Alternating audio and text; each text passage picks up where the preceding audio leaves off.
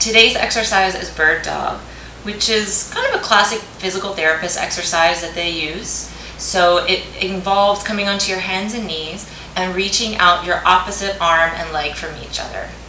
So this works a lot of different things, but what it's really looking at is your stability in your shoulders and your torso and in your pelvis as you challenge it by reaching out those opposite limbs. A lot of times when we start to challenge our stability, we really start to kind of contort and squeeze and twist and hold in our body a lot, which is a little unnecessary, and we don't always have to do that. There's a fair amount of work going on and effort to keep your alignment, but it doesn't mean you have to sacrifice your length or your breath for that. So I want you to go at your own pace and make sure you take your time to find your length, to find your support. We're going to come onto our hands and knees. Franny's come to help cue me. So I want you to come onto your hands and knees and feel your hands kind of like a big paw, just like Franny's here. So a nice wide paw on the ground without becoming little claws like this.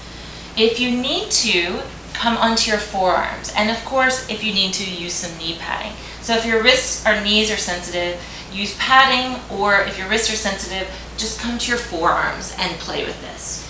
So as you're here, you want to think, okay, how can I really find length between my skull and my sacrum and my face and my pubic bone so that I'm not rounding my ribs and tucking my tail, but I'm also not completely dropping my spine towards the floor, right? So I'm not doing cat-cow here.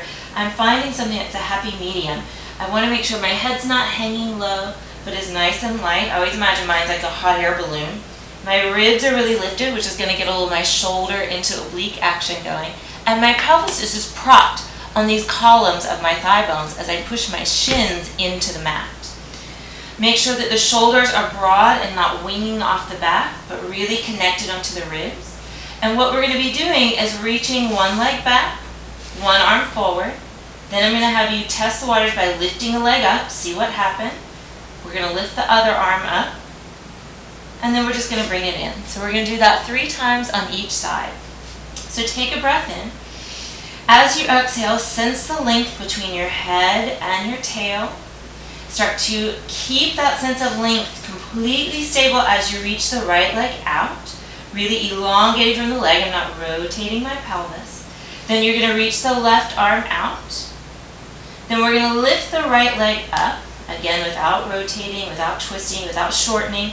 Reach the left arm out. Take a big breath in there. Elongating from your fingertips to your toes and your head to your tail.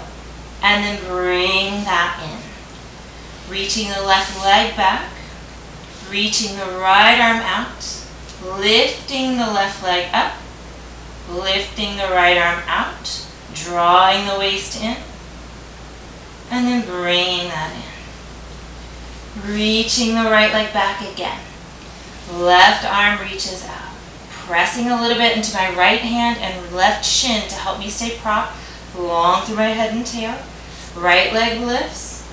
Left arm lifts. Reaching the fingertips and toes and the head and tail as I keep my head, my ribs light.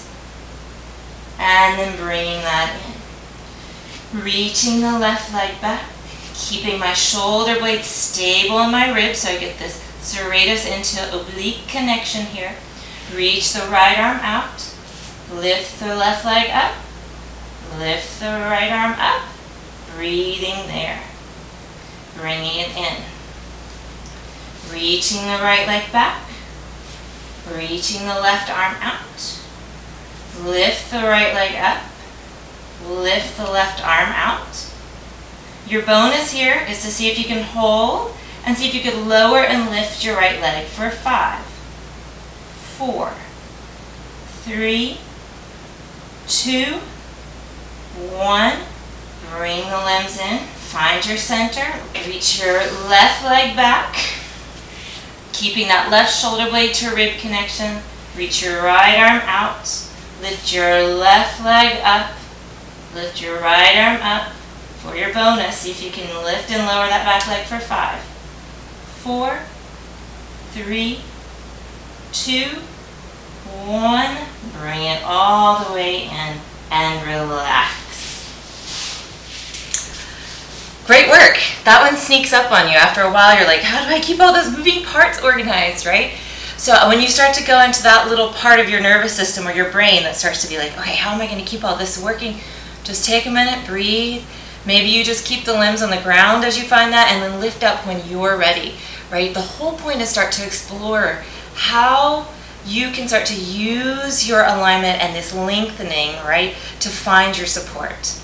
So I want you to think about how you can start to explore that in this exercise and outside this exercise. So what are other ways in your movements or in your life that you can start to play with trusting that you have the support that you really need? I would love for you to share it in the comments below. And thank you so much for joining me. And until next time, keep moving.